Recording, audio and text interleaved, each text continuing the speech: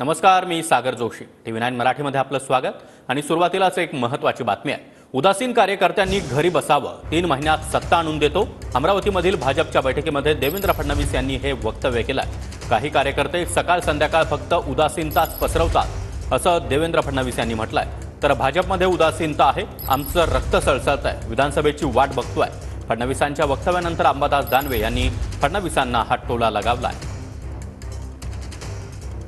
आपलेही काही कार्यकर्ते असे असतात जे सकाळपासून संध्याकाळपर्यंत उदासीनता फसवतात. म्हणजे आमच्या नागपूरच्या भाषेत त्याला बोहारी फैलवणं म्हणतात. ज्याला भेटला तर आता काय होणार आहे, झालं तर काय फरक पडतो, आणि तुले काय भेटलं, आणि तुनं कशाला केलं. जे सकाळपासून संध्याकाळ म्हणजे ज्याची गाडी फुल स्पीडमध्ये असते त्याच्याही गाडीत खोडा टाकून त्याला पूर्ण थंड करून टाकतात.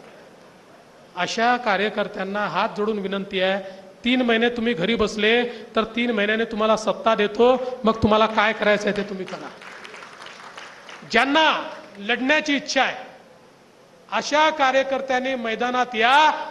असे मावळे जर सोबत आले तर छत्रपती शिवरायांच्या आशीर्वादाने पुन्हा एकदा या महाराष्ट्रामध्ये तुमचं सरकार आणून दाखवेल, हा विश्वास तुम्हाला देतो.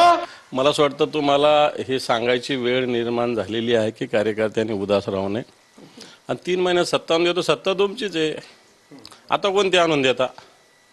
तुमचीच आहे ना. महाराष्ट्रात, देशात तुमची, राज्यात तुमची, आणि कोणती आता सत्ता आणून देता?